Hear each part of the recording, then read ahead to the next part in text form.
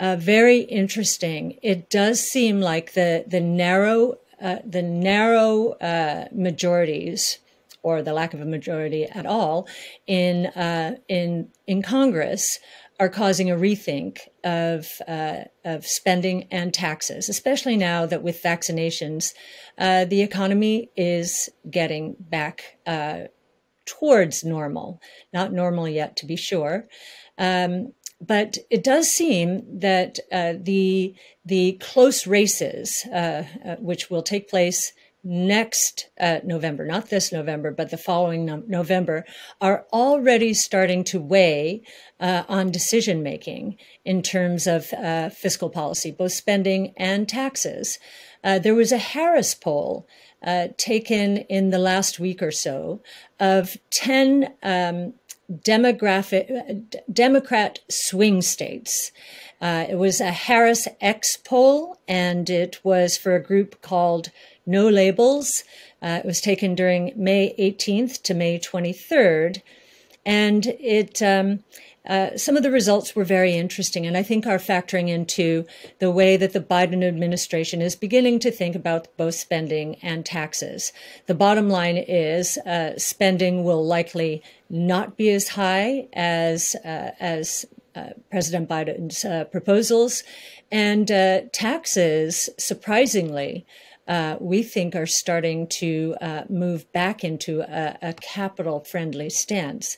So as far as the results of the poll, let's see, strong majorities in all 10 districts say taxes overall should either be lowered or kept the same, while between 61 and 71% in each district opposed raising federal taxes.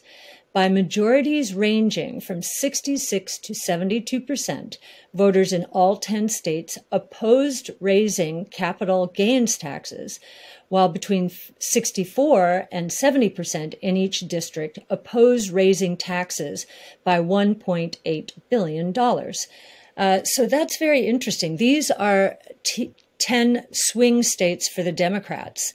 Those are the results. And it does seem as though the talk around spending is starting to sound a little bit like there may be something more bipartisan than otherwise might have been the case.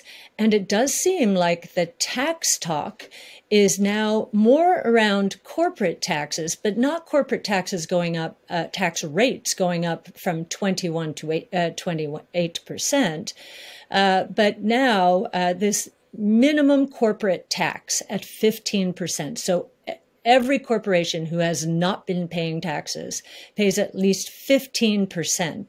That seems to be the direction in collaboration with the European Union, or the G7, I believe.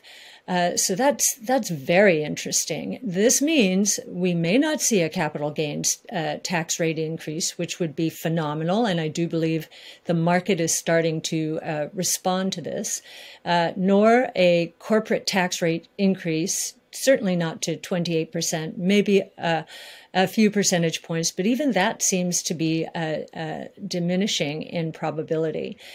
So I would say on the fiscal policy side of the equation, relative to our fears, certainly, about capital unfriendly policies, and certainly policies unfriendly to innovation, we are beginning to feel a lot better.